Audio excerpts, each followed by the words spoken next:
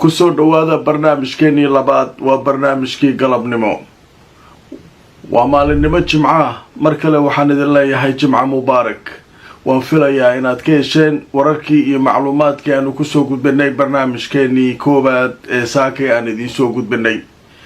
haddaba qodobada barnaamijka galabtaan idinkugu soo gudbinayno waxaa ka mid noqon doona faahfaahin dheeraada oo laga bixinayo awoodda uu leeyahay markabka cusub ee ay Mareykanka u direen diyaaradaha xambaara gobolka bariga dhexe. haddaba maxaa ula jeedaa Trump dirista markabkaas oo la sheegay inuu yahay kan ugu wanaagsan maraakiib dagaal caalamka. haddaba tafaasiisha sheekada waan idiin hayaa. xiisada Iiraan iyo Mareykanka wixii ka soo kordhay. Israa'iil oo la sheegay inay ka walaacsan tahay xiriirka sii xoogaysanaya saddex geesoodka ee u dhaxeeya Turkiga, Masar iyo Sacuudi Arabiya, iyadoo taliyaha ciidamada cirka Turkiga uu ku sugan yahay magaalada Qaahira, halka Sacuudiga iyo Turkiguna ay mar kale kala saxiixdeen saacadihii la soo dhaafay inay wada samaystaan maraakiib dagaal oo halis badan. haddaba tafaasiisha sheekooyinka iyo wixii laga qoray iyana waan idiin soo gudbin doonaa. waxaa sidoo kale barnaamijkan idinkugu hayaa warbixin xiise leh oo ku saabsan Trump oo ballansaday saraakiishii hogaaminaysay howlgalkii lagu soo qabtay madaxweynihii Venezuela Maduro, isagoo sheegay inuu soo dhaweyn iyo sharafba u sameynayo si markaa kuwa kale oo caalamka jooga oo isaga warkiisa diidan ay mar kale usoo qabtaan. haddaba sheekooyin xiise leh oo arrimaha ku saabsan ayaynu barnaamijkeena galabnimo ama barnaamijkii labaad maanta jimcaha idiin soo gudbinaynaa. balse waxaa naga xusuusa maanta waxay ahayd maalinimo jimca waxaanu soo gudbinay markastoo aad joogtaan kusoo dhawaada barnaamijkeenii labaad. maanta waa jimce, waxaynu ku bilaabaynaa halka la kala marayo xiisadaha u dhaxeeya Mareykanka iyo Iiraan. haddaba warbaahinta Mareykanka ayaa saacadihii lasoo dhaafay iyo kuwa caalamkuba waxa ay baqdin gelinayaan Iiraan. waxay leeyihiin markabkii ugu qatarsanaa caalamka oo dhan ee diyaarad xambaara ee dagaal gala ayaa hadda waxaa loo soo fasaxay bariga dhexe u imaanaya. Iiraan hadday u dhammaatay waxaasaa leeyahay waa inay ogolaataa waxyaabaha Trump uu ka doonayo, maadaama uu bil u qabtay in bishaa gudaheeda heshiis lagu gaaro. waxaasaa la leeyahay macnaheedu maxaa waaye dagaalku marka waa hanjabaadii oo nooc kala socota. warbaahintii reer galbeedka kuwa Mareykanka ay ugu horeeyaan ayaa markabkana la xayeysiinaya. markabkan mayaa garanaysaan? markabkan waa midka ugu weyn adduunka, waa midka saana. Iiraan waxay tiri midkaa rabtaan keena, wax alla waxaa rabtiin keena. heshiis la isqadarinayo, nin walba danihiisa ninka kale ku tixgelinayo ayaanu fariisanaynaa. oo nuclearka kaliya laga hadlayo. nuclearka inaan hub iyo loo gudbinin waa ogolnahay, adikuna waa inaa cunaqabataynta naga qaadaan. shuruudahaasaa is horyaala. laakiin gantaala inaan ka hadalno iyo awoodeena kale iyo gantaalaha aan haysano baabi'iya iyo waxaas ma shaqeynaan. ninka la yidhaho Cali Larijani ayaa wuxuu sheegay, oo ah ninka xogayaha amniga qaranka Iiraan, khadul axmar waayo gantaalaheena maba lasoo hadal qaadi karo.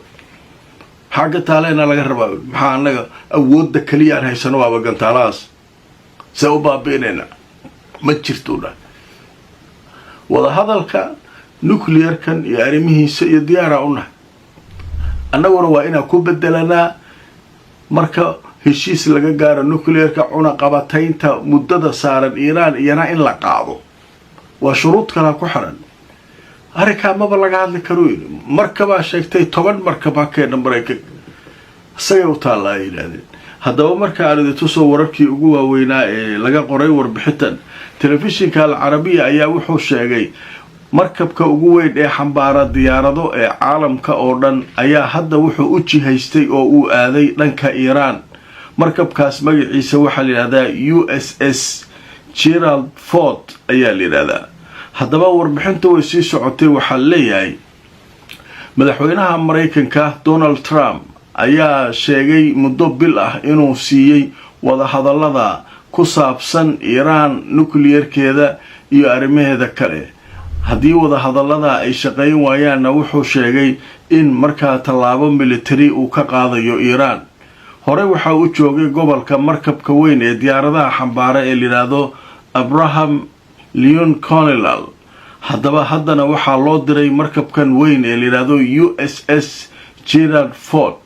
haddaba markabkan muxuu kaga duwan yahay maraakiibta kale ama kii horey u joogay halkaas? haddaba waxay leedahay wargeysku ama television al-Arabiya qoraalkiisa wuxuu ku leeyahay maxaynu ka naqaanaa markabkan diyaaradaha xambaara ee Mareykanka ee isagana ku shaqeeya daaqada nuclear-ka ah. haddaba waxaa la sheegay markabkan inay leeyihiin ciidamada Mareykanka, waxaana hawshiisa si rasmi ah uu u bilaabay oo la sameeyay sanadkii 2017.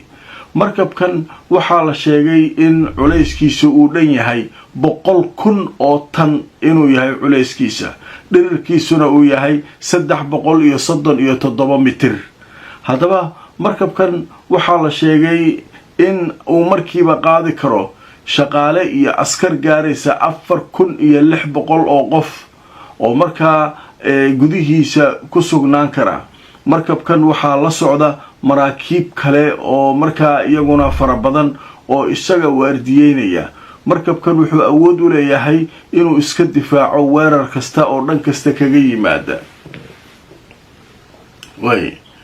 markabkaasaa marka haysta adduunkii oo dhan, warbaahintii oo dhan marka way shidaysaa. markabkaasaa soo socda, midka ugu weyn ugu khatarta badan adduunka. mid kalea sii joogay, kaas waxba laguma jeedo, kan hadda loo diray. Iiraan lugaha cagaha lagu dhufto, hebel maqal jirtay cagaha dhulka loogu dhuftay waa la waabiyey waa macna. marka Iiraan ma waabis yeelaysa ma jirtay. waraa annaga waxay yiraahdeen mufaawadaad oo la isku ixtiraamayo, wada hadallo inta la hor fariisto nin walba ninka kale ixtiraamaya diyaaruna. waliba nuclear-keena kaliya ka hadlaynaa. haddaan laga heshiiyana annagana cunaqabatay intaan ka qaadaya. haddaan cunaqabatayna laga qaadin maba laga heshiinaya kaas laftirkiis ee soo socda la taageen.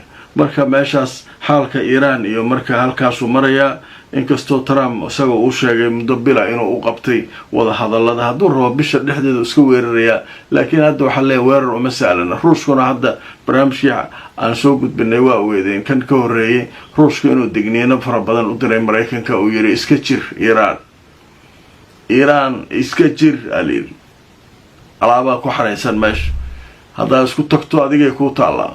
marka gobolka oo dhan baa hawsha wareer badan baa ka dhici doona. haddaba Israa'iil ayaa la sheegay inay walaac xoog leh ka qabto. maxay ka walaacsan tahay? xiriirkan sii xoogaysanaya saddex geesoodka ah, Turkiga, Masar iyo Sacuudiga. walwal fara badan ay ka qabtaa. ninkii Erdogan ahaa dhawaan soo tuutagay Sacuudiga iyo Masar, heshiisyo cusub iyo iskaashi military iyo wax walba iyo isbahaysi iyo ciidamadii iyo wixii oo dhan laga shaqaynaya. waa tii dhawaan Sacuudiga iyo Turkigu ay samaysteen heshiis ku saabsan in diyaaradaha helicopterska ee Turkigu sameeyo lagu sameeyo Sacuudiga, oo markaa Sacuudigu ay maalgeliyaan hawsha lagu sameeyo. hadda marka maxaa soo kordhay in sidoo kaleeto la sameynayo maraakiib dagaal. Turkigu shirkada ay leeyihiin ay Sacuudiga iyo Turkigu isla samaysanayaan. marka aan idin tuso wararkii ugu dambeeyay sheekada laga qoray. haddaba warbixinada ugu dambeeya sheekadan laga qoray waxaa la sheegayaa. haddaba wakaalada wararka Turkiga Anadolu ayaa waxay leedahay waxaa jira iskaashi dhex maray Turkiga iyo Sacuudiga oo ku saabsan samaysashada maraakiibta dagaalka. shirkadda Turkigu uu leeyahay ee la yiraahdo Aris dhinaca maraakiibta dagaalka samaysa ayaa waxaa la sheegay inay heshiis la gashay shirkadaha Sacuudiga si markaa loo soo saaro maraakiib dagaal oo casri ah oo qalab tiknoolajiyad sare ku hubaysan. marka taa waa qayb way socotaa. Sacuudiga iyo Turkiga way isdhex galeen, waana laba dowladood oo hadee dowladaha islaamka ah ama dadka muslimiinta ah wax badan tari doona haddii isbahaysigooda uu sii xoogaysto. Sacuudigina dhaqaalo haya, Turkigana farsamadii haya waa fundigi. marka labadoodu hadday isku darsamaan wax weyn meesha ka soo bixi doona leeyahay dhanka kale waxyaabaha kale Israa'iil walaaca faraha badan ku hayo waxa kamid ah wafdi ka socda sida la leeyahay dawladda Turkiga oo uu hogaaminayo taliyaha ciidamada cirka Turkiga ayaa gaaray ayaa la leeyahay magaalada Qaahira ciidamada cirka Turkiga waxay ku jiraan NATO kamid yihiin waxay leeyihiin khibrad sare tababaro badan ee NATO la qaataan iyo reer galbeedka hadda waxay go'aansadeen inay khibradaas iyaguna uga faa'iideeyaan dawladahan islaamka khibradii ay lahaayeen ciidamada cirka iyo duuliyaashoodii iyo waxoodii oo dhan ayaa waxa la barayaa masaaridii Israa'iil marka way yaabatahay Masarna daris ay la tahay Turkiga way isnacab yihiin Sacuudiguna halkaas meesha u fadhiyaa wixii oo dhan marka halkaas ay halistu ka soo socota ay leedahay haddaba marka aan idin tuso wararkii ugu waaweynaa ee soo kordhay saacadihii la soo dhaafay ee ku saabsan arrinkaas haddaba waxaa la sheegay taliyaha ciidamada cirka Turkiga inuu la kulmay dhigiisa dalka Masar kulankana uu ka dhacay magaalada Qaahira haddaba waxaa la sheegay taliyaha ciidamada cirka ciidamada Turkiga ninka la yiraahdo Diya Jamal Qadi Oglo inuu markaa uu la kulmay dhigiisa dalka Masaarida Amro Abdurrahman Saqar waxaana kulanka uu ka dhacay magaalada Qaahira wasaaradda gaashaandhigga ee Turkiga ayaa soo dhigtay barteeda ay ku leedahay internetka in markaa maanta oo Jimcaha uu tagay Qadi Oglo inuu booqasho rasmi ah ku tagay Masar waxaana la sheegay in arrimo badan oo muhiim ah oo iskaashi labada dhinac isdhaafsiga khibradaha iyo dhanka tiknoolajiyada ayaa maartay halka loo tagay marka iskaashigan marka waa si xoogaysanaya ogow waxaan oo dhan waxa soo xiray Erdogan Masar Sacuudiga waxa dhan nimankan marka waxay yiraahdeen aan iskaashano adduunkan iskaashiya loo baahan dawladii maartay islaamka way saddexdaas ugu tunkorona iyo Pakistan oo iyadana linkiga ku jirta oo Sacuudiga soo xiray iyadana marka hawsha halkaas iyaduna ka socota qodobadaas ayaa soo kordhay tan iyo inteenu kala maqnayn mar kale iyo mid kamid ah barnaamijyada ay ku talagalnay maanta oo Jimcaha waxaanu maraynaa qaybihii ugu dambeeyay barnaamijka haddaba ninkii Trump ahaa ayaa wuxuu leeyahay waxaan la casheynaynaa qaar kamid ah qoysaska iyo saraakiishii shaqada la yaab kale sameeyay madaxweynaha isagoo hurdayay gurigiisa inta loogu galay isagii xaaskiisaba la soo qabtay shaqo fiican qabateen kuwa badan oo waxa jira kula Trump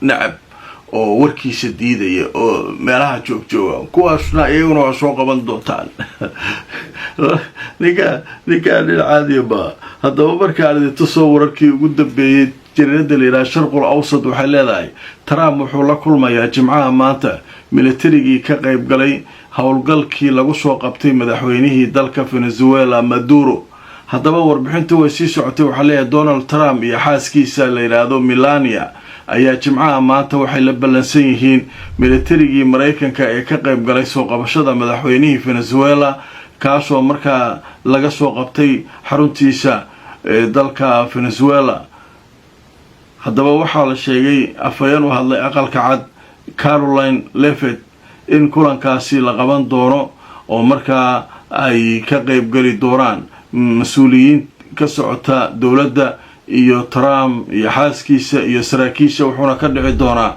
gobolka la yiraahdo Carolina oo ku yaala dhanka waqooyiga iyo koonfur bari halkaas oo la sheegay in markaa qoysaska militarigaas iyo saraakiishaba uu kula kulmi doono Trump ninka Trump la leeyahay nin caadi ma warnaba shaqo fiican qabateen oo leeyahay waaba hawl fiican ninkii iswaala gurigiisa ugu dhacaysa soo qabanaysa ayatullaaga soo qabta dhowr mid wajargalkay wuxuu leeyahay ayatullaaga intuu dhacaan ha soo qabtaan madaxweynaha Venezuela oo kale way hala soo qabta kula marka sheekadu halkaas ay baraysa adduunkii marka wuxuu noqday العالم القوة وحل أدونكي أود النقد ماشان أود هذا لهين تبر هذا لهين waa lagu cayrsanaya bas waay ama aadan garab haysanoo isbaahaysi iyo saaxiibo fiican aadan haysan waa lagu dardaraya marka halkaas ayaanu ku joojinaynaa barnaamijkaygii labaad waa barnaamijkii galabnimo asxaabay mar kale waxaan idin leeyahay jimca mubaarak